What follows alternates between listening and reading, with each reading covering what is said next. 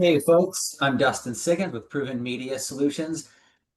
And today we're going to talk about something that is a real challenge from founders all the way up to corporate executives, which is how can the executive's personal story drive brand value?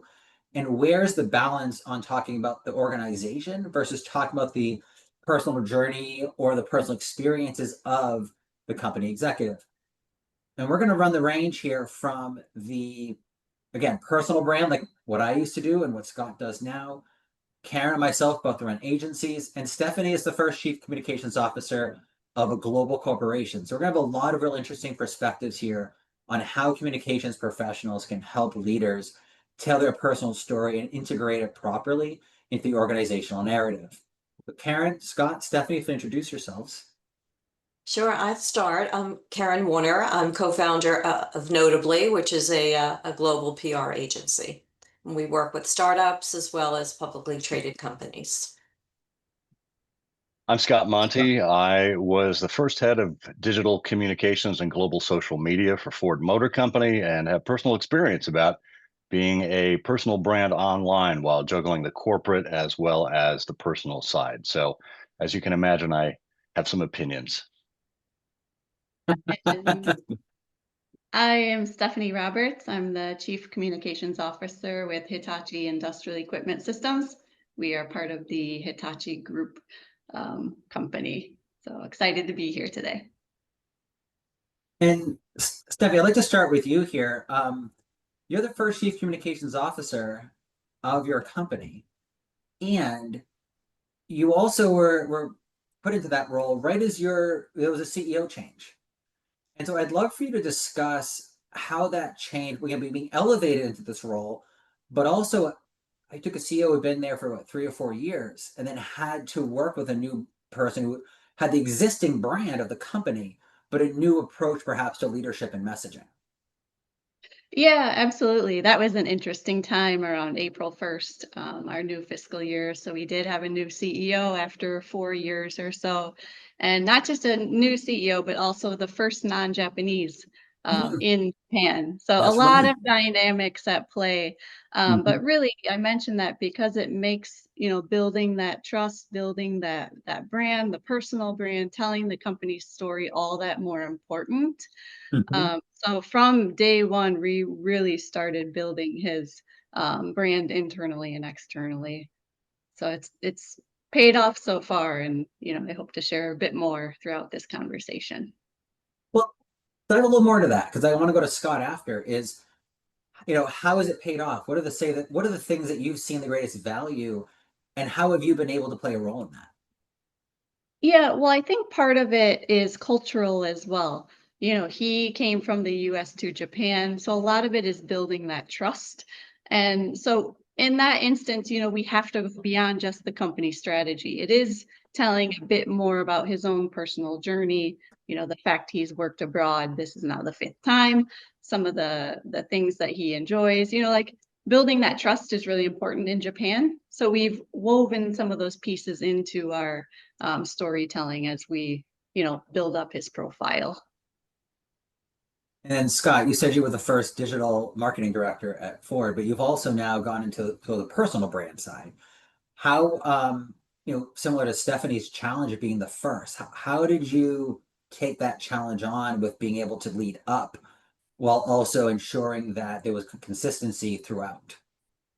Well, the thing with Ford Motor Company, when I arrived, it was July of 2008. And 10 days after I started, the company filed an $8.7 billion quarterly loss, the largest in its history. And just after that, you may remember a little thing called the global carpocalypse and financial meltdown. So we were all Yep. kind of white knuckling our way through it. So I didn't have time to set a social media strategy for the company. It was merely following our existing communication strategy and our business strategy, which is what you should do anyway. But Yep. because I had my own profile on social media and Ford had not up until that point, I ended up leveraging my personal account in helping to tell Ford's story. And it worked even better than I could have anticipated because Alan Mullally was our CEO, had been, I think he joined about 2 years before.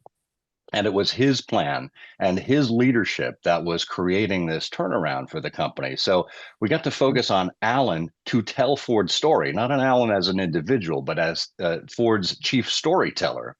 And that, interestingly enough, had a historical connection because our point ended up being we need to humanize the Ford brand, right? We did it through personal appearances from Alan and Bill Ford and other executives, me. Yeah. But it harkened back to the company's founding because Henry Ford, his name was still on the logo and on the door when you walked into the world headquarters. He was personally associated with that company for the first 40 years. So there was a wonderful red thread that kind of tied through the company's strategic history and its operations, and it led back to the leader at the top and how they led. I actually interned at a think tank researching the bailouts, the bank and auto bailouts. And I remember Ford Brad pointing out that it had not taken a bailout. It did get some assistance from the Federal Reserve, but it had not gotten part of that $64 billion from Congress.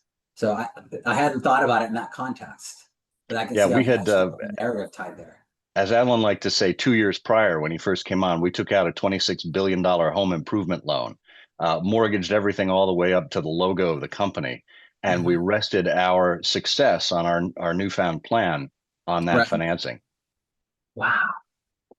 Now, Carin, you said yesterday during our prep call that you've been running agencies and involved in working with clients almost as long as I've been alive. So, as you've gone Thanks through for that bringing that experience, up, Dustin. I appreciate no that. problem, no problem. Gotta have some fun on the show.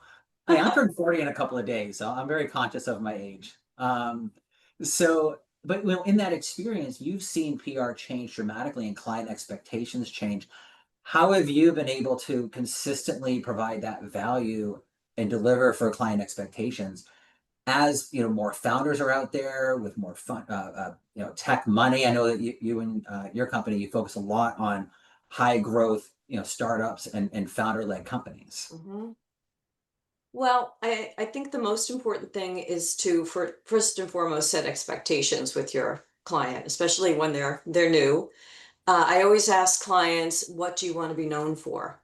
Mhm. And you'd be surprised how often that's a challenge, even for the founders, to put that into one sentence or put that into an elevator pitch.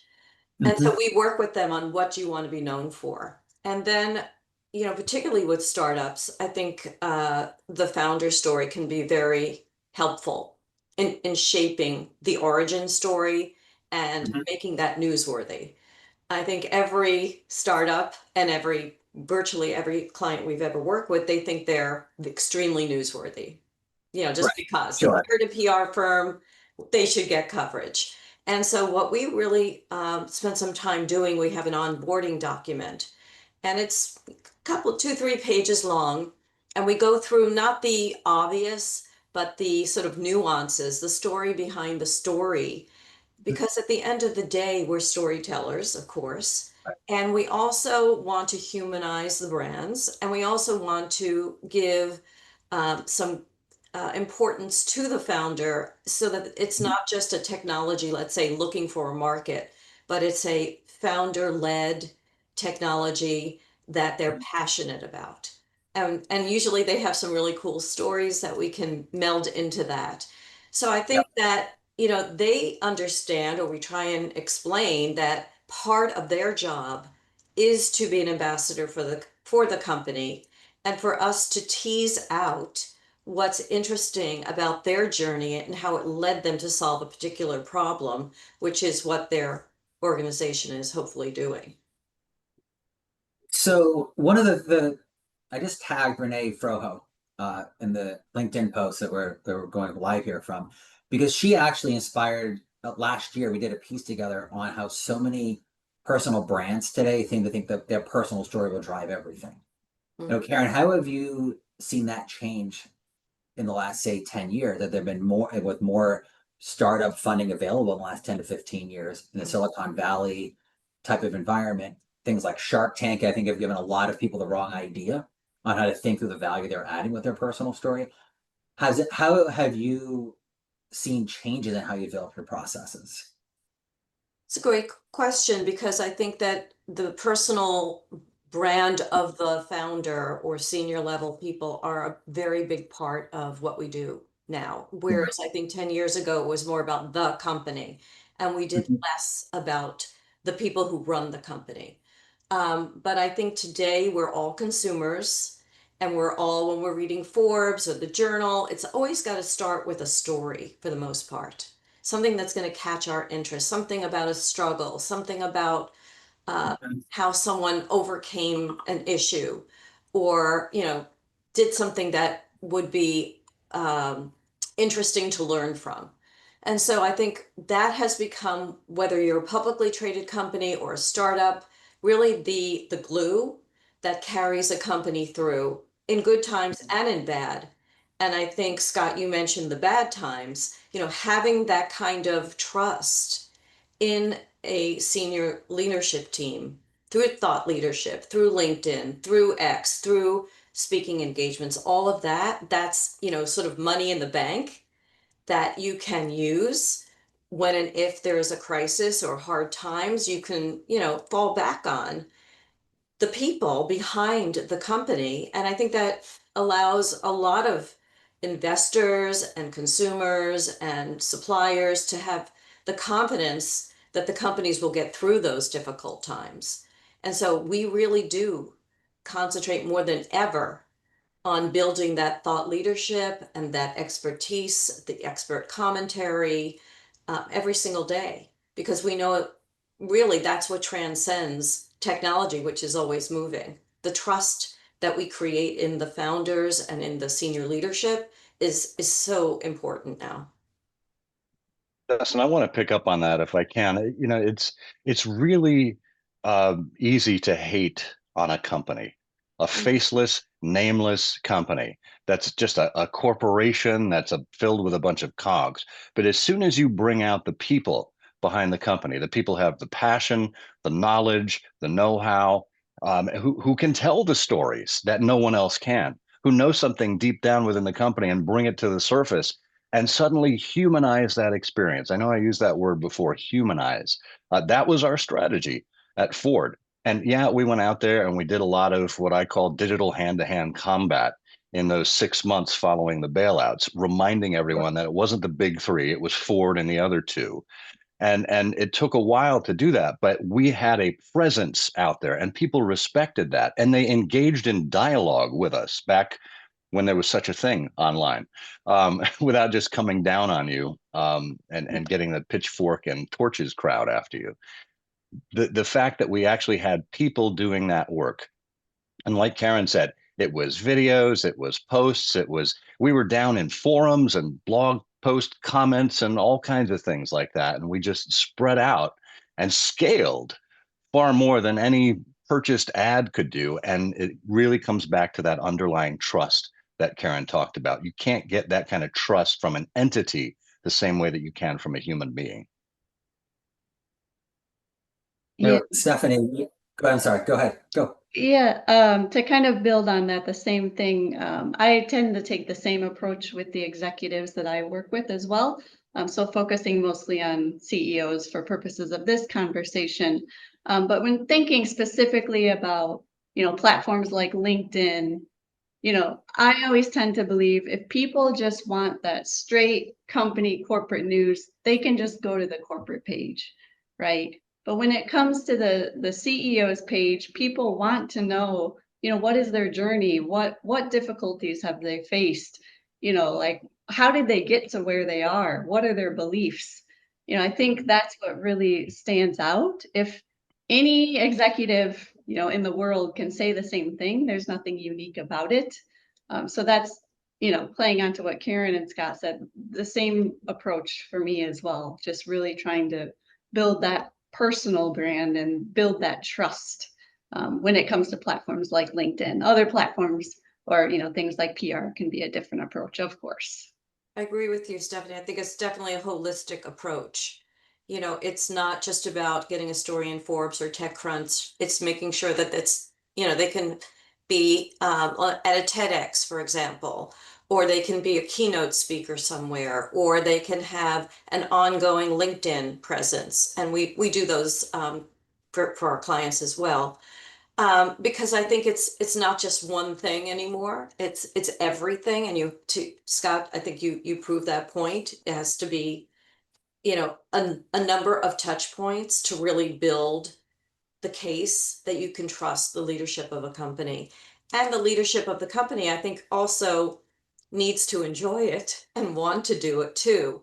I mean, we spend a fair amount of time media training, and sometimes we have to rule out some executives that really don't feel comfortable, and they're not going to be the best advocate and ambassador.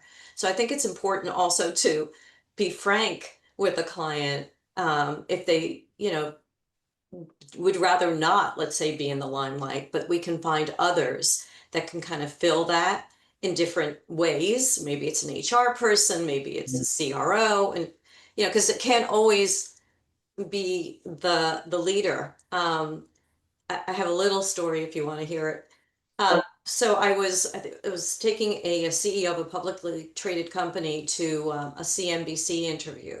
And of course, I prepped him and he was good and he hadn't done it that much. And I told him at the end, they're going to say, hey, was there anything else you want to add? That's the classic. He goes, oh yeah, I'm going to talk about this new product, that we're bringing out. And so they asked him, anything else, that you'd like to add? And he said, nope. Live CNBC interview. And he came Right. off, he goes, oh, I'm so sorry. I forgot that you had told me that we were going to talk about the new product introduction. But I realized at that moment that he was not going to be the person going forward to do those kinds of interviews, because you don't want the CEO to say nope. So Right. you can only train so much. I guess my point is that you have to be cognizant of who you're putting out there and making sure that there's some good synergy there, and that they want to do it and that they're comfortable doing it, and that they are um, helping the organization, as opposed to not helping the best they can. That's a really good point. We call it the three T's to get press. It's the right topic at the right time from someone with the right title. And usually the title doesn't start with the letter C. But there's also a fourth step, which is, are you having the right outlets, not just for the organization and the audiences, but also for the spokesperson? If you have someone who stutters, maybe they shouldn't do live. Yeah. My first ever TV appearance, I got my start in PR as a personal brand. I was a blogger when you could actually make money doing that in the world of politics. So I was published in places like The Hill, HuffPost, National Review, USA Today published me once 12 years ago. Like, it was proud moment at 27 to be featured at USA Today. But what I discovered in my first ever TV appearance was they said, sit still and don't move. And I'm a literalist. So I did this for 12 minutes and stared at the camera and didn't blink. But what I didn't realize is you're actually supposed to have some personality when you're on TV. I just didn't know that. And I sat there like a statue. And to make it worse, I didn't realize you have to make sure you get all of your talking points out in every single time you speak. So I said something that sounded like I was being critical of people the host liked in the political realm. I thought I would have one more chance to clarify and add that final touch. And he said, well, Dustin, I disagree with you. Here's why. Thanks for joining us. And I was like, oh no. Well, this is bad. Like, I had no idea. And that's when I learned I probably wasn't the best person to go on TV until I had more media training, until I had more experience and knowledge about those foundations, because writing op-eds, writing blog posts, doing articles as a journalist didn't necessarily translate to that different type of platform. It's a good point, because we do have people who are brilliant and wonderful, and we try and do contributed articles on their behalf, or a Q&A that's written. Obviously there are ways around it. It doesn't all have to be, broadcast. And of course, there's more limited broadcast opportunities anyway. But I think that it just means that you have to find somebody who really likes those kinds of interviews and wants to do it. And I would say one other thing, especially with expert commentary, we're always looking for ways to insert our clients into the news, into breaking news, or even being ahead of that. And so they have to be committed to that too. and they're busy. They're CEOs. They're, doing a lot of things. Stephanie, they also have to be willing to jump on a call or help us approve a quote, Yeah. in a timely way. Otherwise, we lose the opportunity, and the journalist isn't happy with us either. So I think when you talk about founders and chief executives being in the limelight, it's a commitment both ways. It's not just the PR person, communications person doing their job, but also obviously the senior level person needs to be committed as best they can to help bring those opportunities to fruition.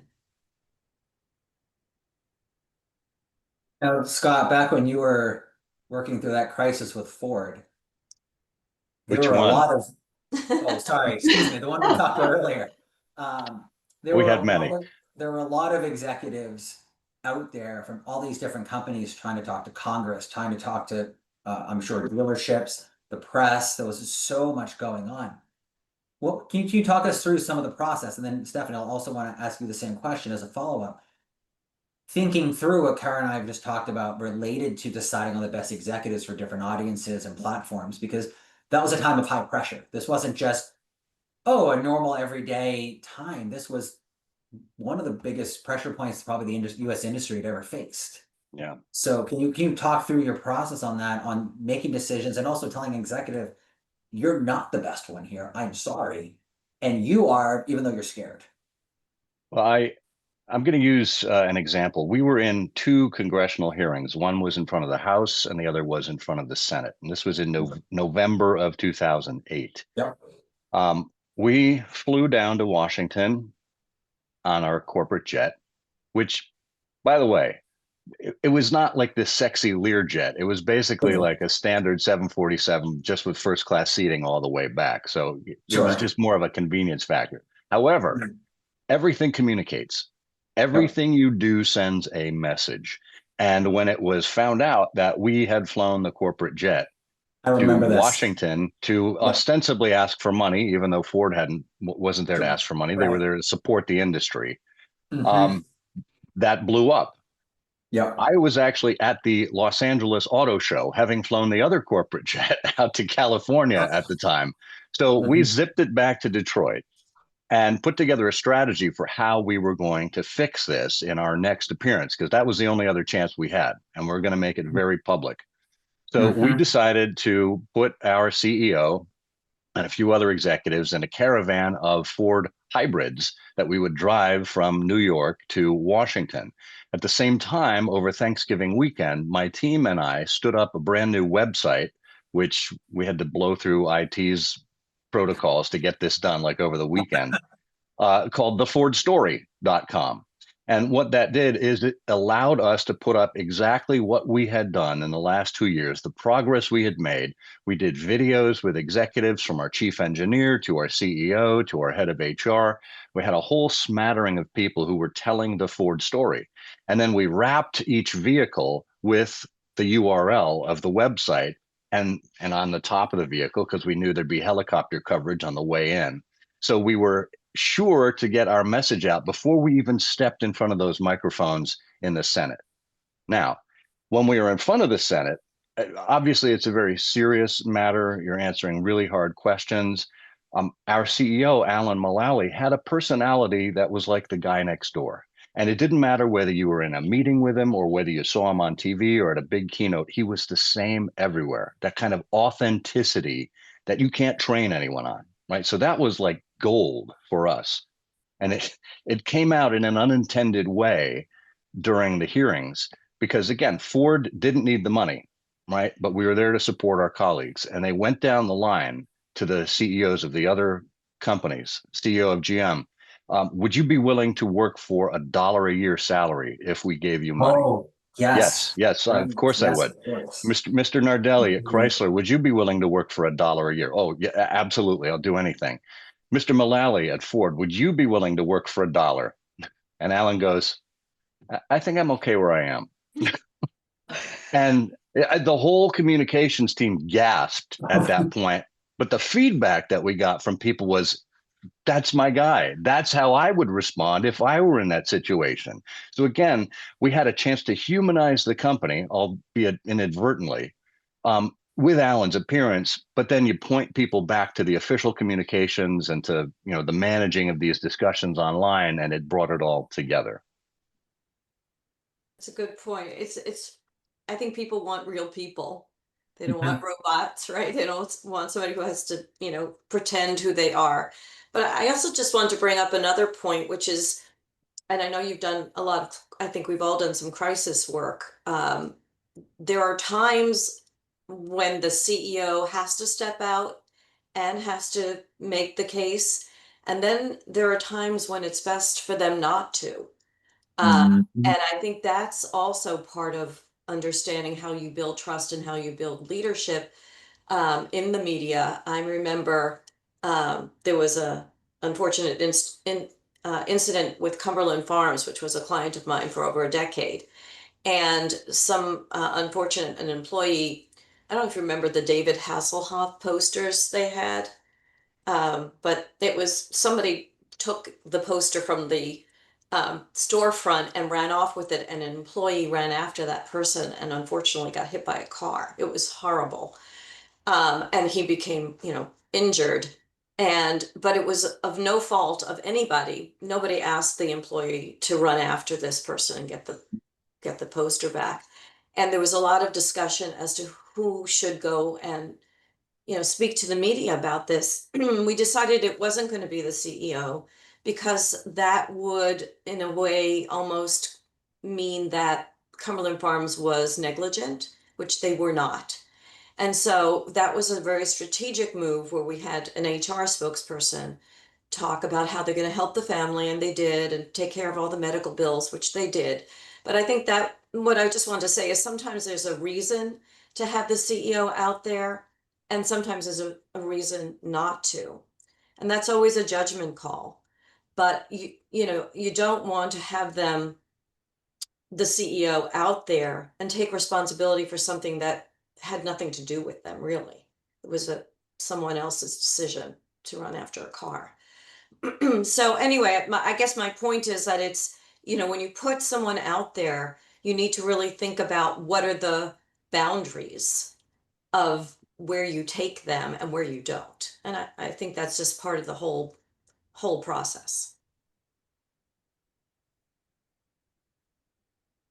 Now, and Stephanie, for you, hopefully tariffs have created a lot of challenges for a lot of companies this year.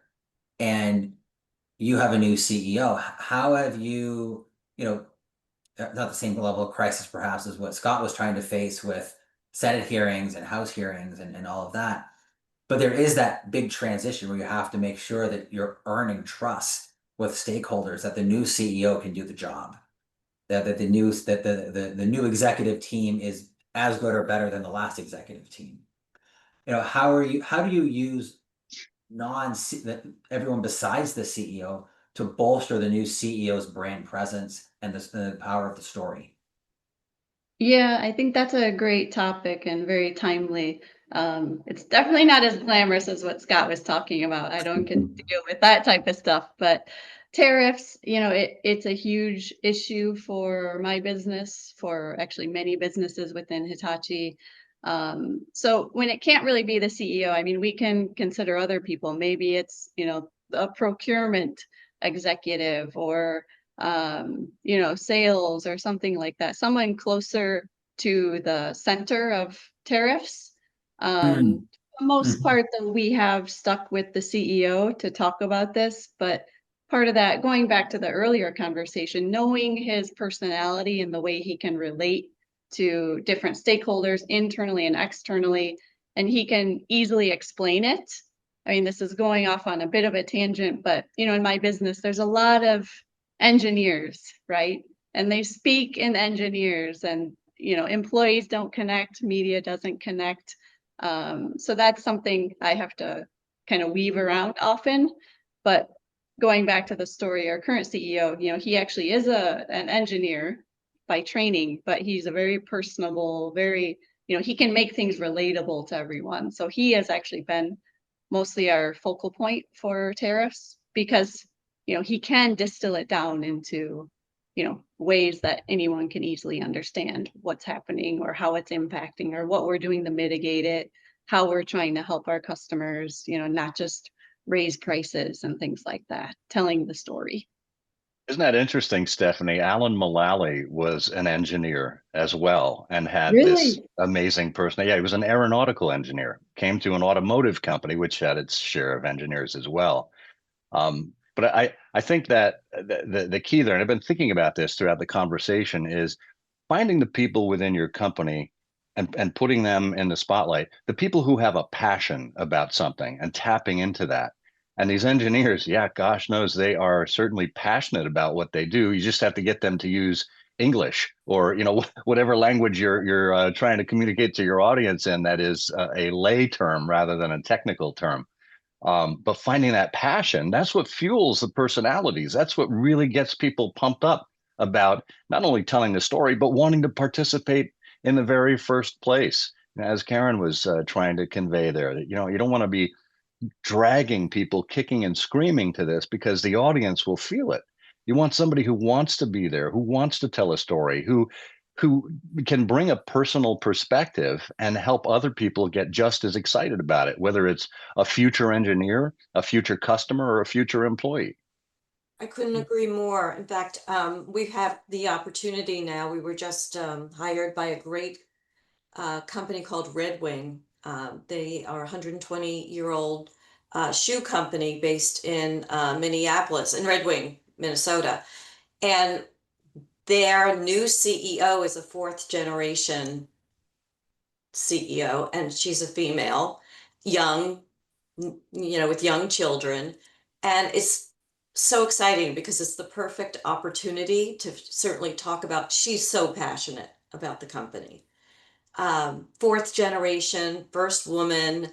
And we also want to make sure that Red Wing is as much for men as it is for women, even though they work mostly in construction, oil and gas, all of that, heavy labor activities, but to make women feel comfortable to buy Red Wing shoes. So I'm so excited. We just met her a couple of weeks ago, and she hasn't done a lot of public speaking, but she's up for it. And I can't wait to really get her out there, because what better way? I mean, you don't have to create it. The passion, Scott, as you were saying, it's there. It's her driving force. She cares so much about the legacy of the company and what the future will hold for the company. And that's why she's there. And so we're really honored to have the opportunity to work with her to spread that far and wide. And they're in the middle of a brand refresh as well. So I'm really hoping it'll be great. I'm very excited about that. But I think to your point, she's already like the perfect candidate. If I could pick it out of a hat and say, this is the perfect person, I think she's going to be it. Yeah, I think that Go, that's Stephanie. amazing. Like when you're talking about the passion, that's something, even the best communications teams or communicators, we can't, force our executives to do that. So when you have someone coming in with that passion, wanting, you can media train them, you can do whatever, but you can't really create that passion in them. So I think that's amazing. I'll have to watch out for her, Karen. I Yeah, want to see her. I'm hoping it'll be soon. The thing that has been interesting for me over time, to going from being my personal brand to running a company where I'm behind the scenes, that was actually took a lot of maturity for me, because I was so used to being the face on any number of political issues. And now I run a non-political firm during a time of contentious political time, contentious politics. And it's been so challenging for me as the face of my company to step back. And I've talked about this before, that I was published 3,000 times in politics. And I've used that when I was first starting the company to say, I'm credible. You can trust me to get you in the press. This is what we do. But I've also now had to be published on non-political stuff because we have non-political clients. I kind of had to use the past, but also bury it to a degree, because some of that may be controversial for some of our clients. So now I do a lot of media conversation, business. I host a show. I do op-eds every month.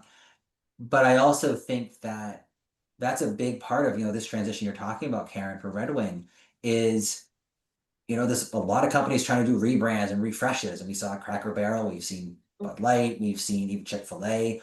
All these companies target they try to mature or change or rebrand, and they do it in a way that's jarring to their existing customers. So I'm very interested to see how your campaign, the advice you give and how that plays out, because I just Googled her name, the CEO, a moment ago, and I can see how that narrative was already being built while they worked with her on excited for the company, involved with women, but it doesn't seem like there's not an effort to like say that men aren't part of the conversation anymore. It's just we're expanding into a new market Exactly. in a very compelling fashion. But I think it's gonna be really interesting and probably will be a really good case study to contrast this idea that companies can't refresh without controversy.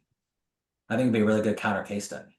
Yeah, I think you're right. I think there's a tremendous opportunity also just in general for that company, not to get too specific on their strategy, but just to honor work and to honor the people who, are the hard hats, are the people who risk their lives climbing the bridges, fixing the structures that need to be Mhm. repaired, and how much, honor there is in that. And I think that's like part of our American pride, if you will, and they're made in America uh, shoes.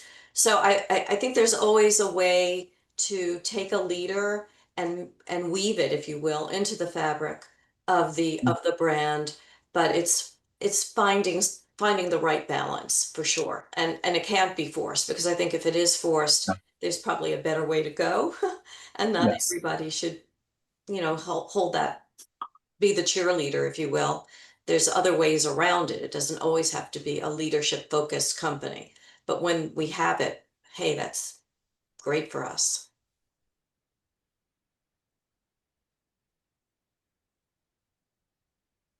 Scott, you're on mute. Now I'm not. One of Don't worry, Karen, I Thought will you make you were feel saying. better, folks. This is not a prison photo behind me. I have a new computer and haven't had time to drop a proper backgrounds, but I want to make everyone else feel better by looking like I was in prison here. Make you everyone can else feel throw better. up hand signals if you're in trouble, Dustin. Yeah. Um, Karen, I just wanted to pick up on that messaging strategy there about the dignity of work. I think it's once again, it's something that's relatable. I mean, who Mhm. who doesn't know someone who makes their living with their hands? I'm the son of a truck driver, a union guy at Ford. The underlying message behind why we were in front of Congress is we're fighting for the heart and soul of manufacturing in America, and that's something that you don't only get a single individual behind, but people line up behind you to help you accomplish that goal. So it's not just you and your team and your executives doing this. It feels like it's a true community effort. And when people can feel like they're part of something bigger than themselves, then that creates a movement. I love that because we were talking earlier, Scott, about, having that senior person out there and having them be an ambassador. But when you can weave that into the brand where people are relating to what that brand is all about, that's a winning combination. And I guess sometimes we see them separately. Oh, we want to have this founder talk about how they came up with the perfect cookie recipe. But really it's more than that, right? It's more about how they're growing a business, how they're helping uh, so many people live good lives and become, great bakers or whatever the case may be. In other words, there's a story behind the story that's more than personal. And I think that's what Yeah, you're saying. And I think yeah. when you can meld the two, it's beautiful. And it's really helping the brand, it's helping the business, it's helping everything. Our Yeah. shorthand at Ford was great products, strong business, better world. And those are the three things we hung our hat on. And we could talk about any one of them in any given lane we were in, but when you bring them all together, that's where the magic happens. Yeah. Now, Stephanie, with being a global corporation, how do you something I talked about in the show probably a month ago now, but I want to bring it up here again is creating, I don't know if it's by department or region because you're a global company, but how do you make sure that the communications strategy empowers everyone to find those stories so that that local manager or the department head sees that person who worked hard, stayed extra, or had to go home early that day because their kid was sick, and they can use that to show the company isn't just making things, but they're building people. How do you ensure that that communications component is filtered throughout the whole organization to create those personable and compelling stories? Yeah, I think that's a great question. And perhaps one of the most difficult parts about being in communications and with so many different distributed facilities, and the communications team alone cannot capture all of those Mhm. stories. So it's kind of working with and empowering other teams. Maybe it's the HR team, maybe it's the operations team, their floor managers, like how can we engage those folks in our efforts so they can help, it we can't expect them to like write everything, of course, but give us a signal that, hey, this is happening, and then we can work with them to develop and pull those stories. But I mean, to summarize, I guess it can't be communications alone. We have to partner with so many different other departments and, locations to be able to, really make everyone feel included on a global basis. So can you explain a little bit how you do that from a process standpoint? 'Cause I think that's really, really important today when the Weber Shandwick survey back in January showed that most CEOs of the survey they conducted were very concerned about crises, whether they were terrorist activities, wars, or political attacks, were the big three, if I remember correctly. This is before tariffs kicked in. And yet, I forget the exact number. I want to say it was only 70% felt that their comms team was able to handle a major crisis.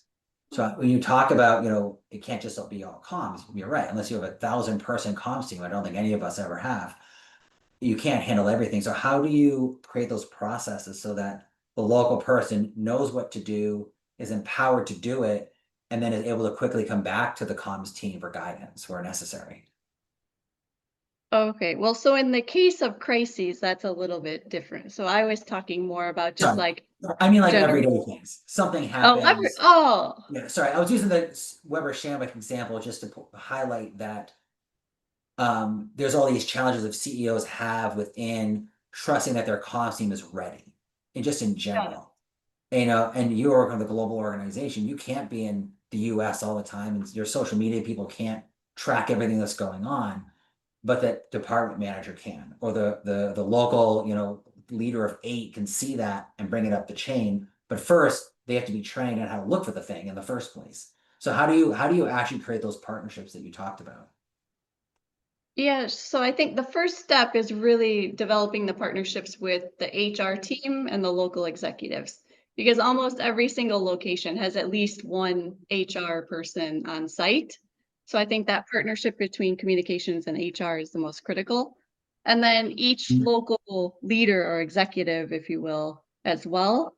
So that way, if they get wind, if an employee mentions something is happening or a potential crisis bubbles up, they know to loop us in early, so Mhm. that we can, make sure to control the situation. But it's just, as with a lot of things in communications, it's that education and, helping people understand what the process is, because of course they don't know where to go if something happens. We have to help teach them and educate them. This is what to do if this happens. I mean, we have we do a lot of crisis work. So we put a crisis, I'm sure everybody does, is put a crisis communications committee together. And there's a protocol if the media were to call or speak to someone that no one is going to comment, it's going to be referred up the food chain.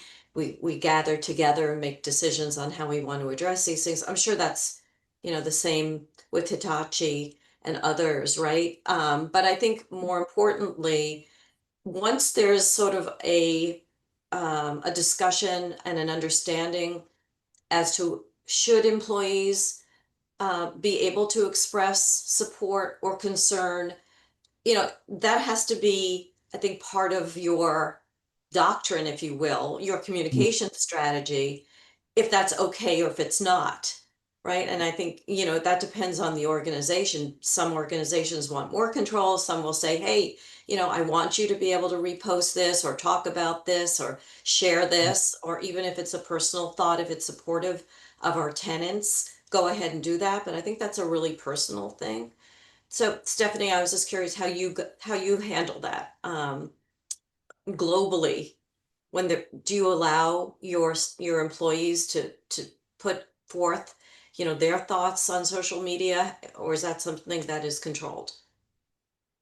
Yeah, they can within reason, of Hmm. course. Yeah. I mean, we always encourage them, don't really get into the political or potential, things that could come off as, the company's position. Hmm. But there's no real, rules against them doing things on social media. Just be smart about it. I think what it comes down to is just put those guardrails in place, Yeah. right? And then trust them and, enable them. I don't think we should be the gatekeepers and, prevent people from doing everything, but set them up for success. And then if Mm. something happens, deal with that isolated incident, but don't, punish everyone from the start. At least that's my personal philosophy and how we've approached it thus far. Hmm. Oh, that makes good sense.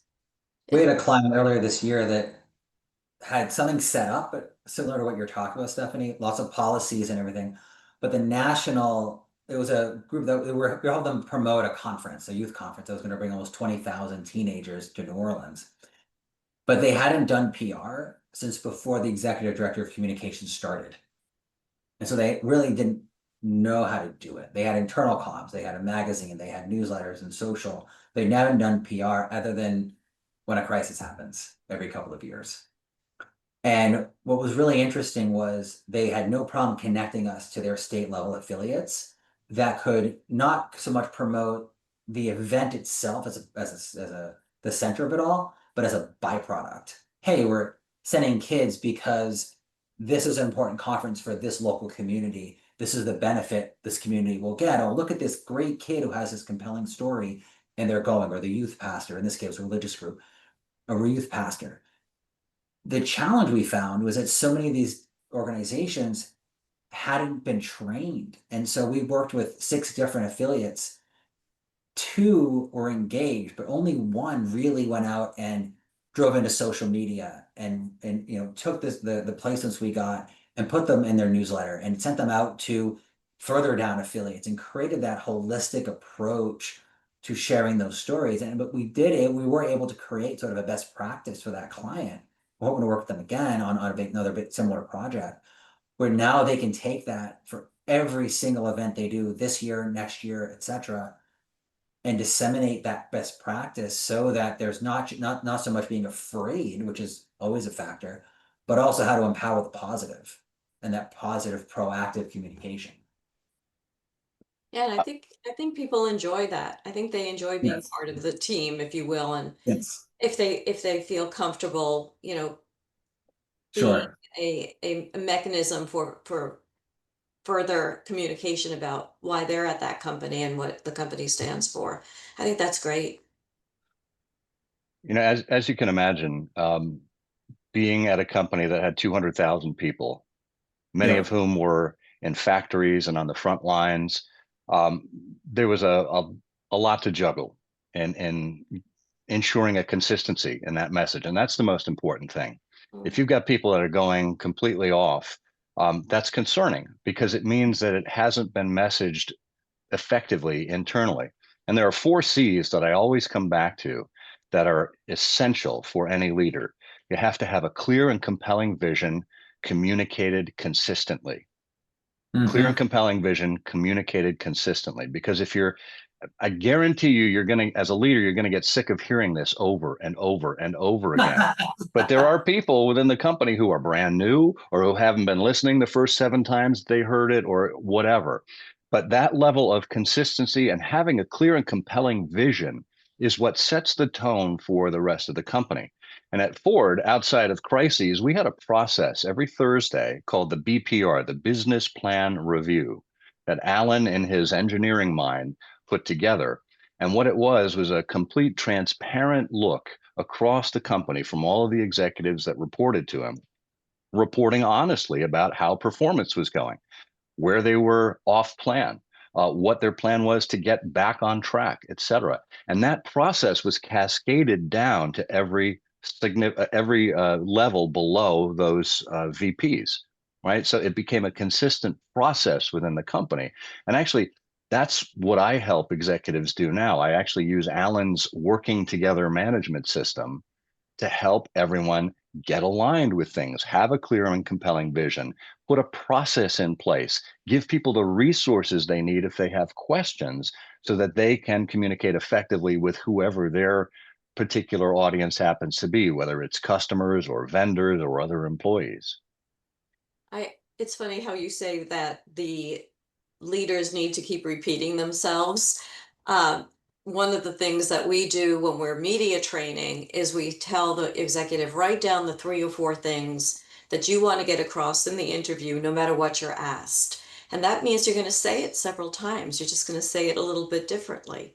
And Mhm. I have had CEOs come back to me to say, you know what, I don't just use that for media interviews, I use that for meetings because I want to make sure that the meetings don't go off track, that I don't start, getting involved in other conversations. I've got these 3 or 4 points. I want to make sure that I say them and that in that way, either the interview or the meeting gets informed the way they want it to. And so I think, repetition, I think it's such a good point. People think, oh, I'm going to be boring, I'm going to keep saying it.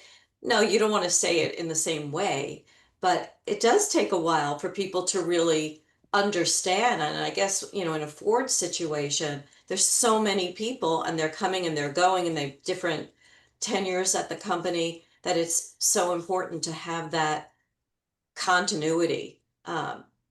And I guess you can't say too much what you stand for and what you believe in. And Carin, this is why 11 years later, I can still say strong business, great products, better world. There you go. And to that point too, Stephanie, we got connected on LinkedIn, but probably a year ago. Mhm. And Stephanie was one of the first people I saw talking from that in-house comms leader position. And that's more popular now, but it does seem like, Stephanie, you're kind of on the front end of that. And you say some of the same things that, that have some similarity to past points. But the fact is, there are a billion users on Facebook.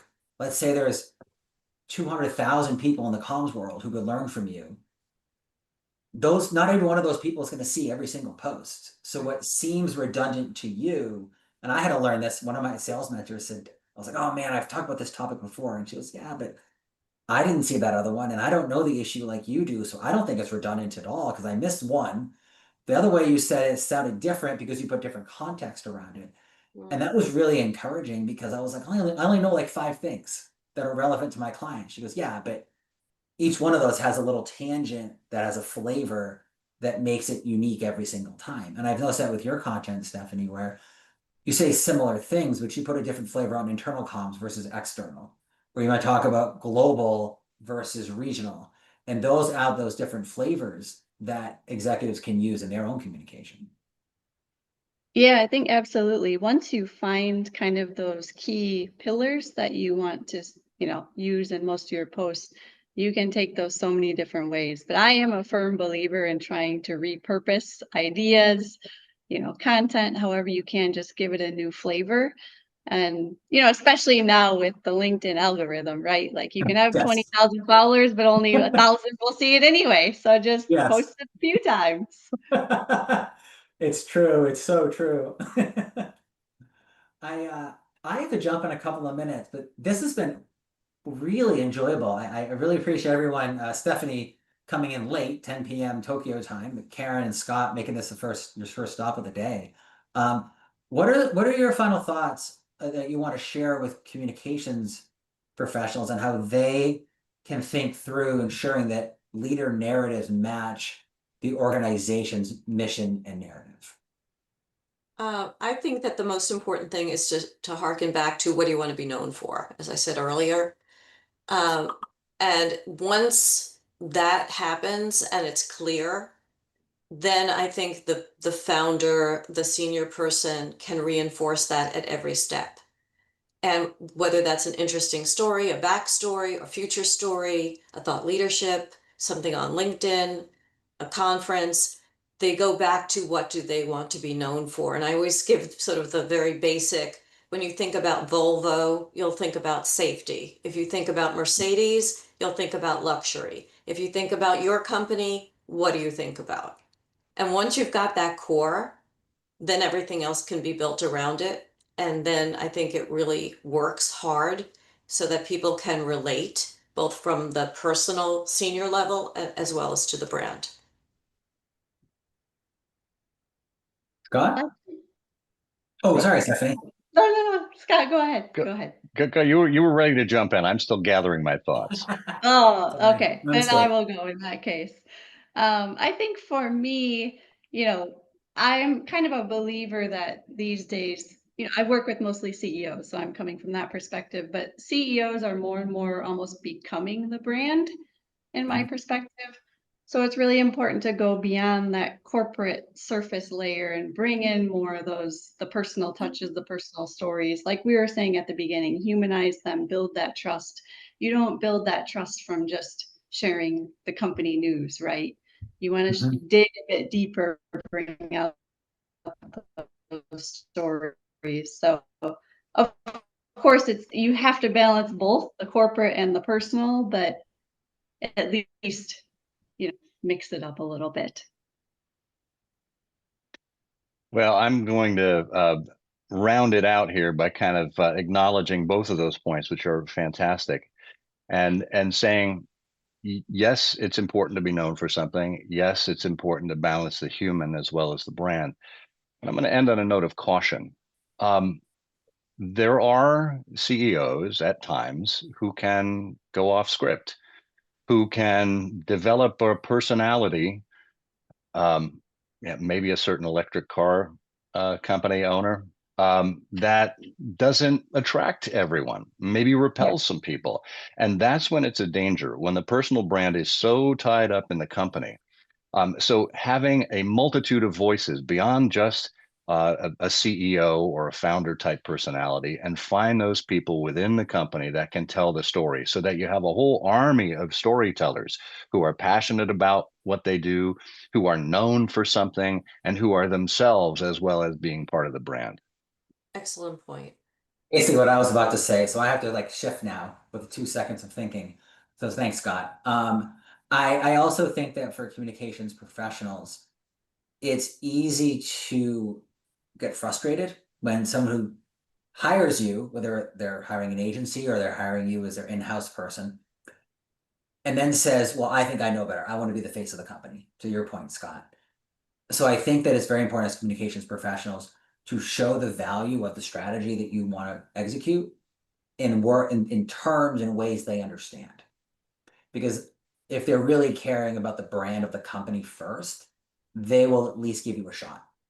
Otherwise, you're fighting over their ego or their belief this is the way it's always been done, or even maybe your own frustration, as opposed to positioning the strategy to the benefit of that leader, to the benefit of the organization.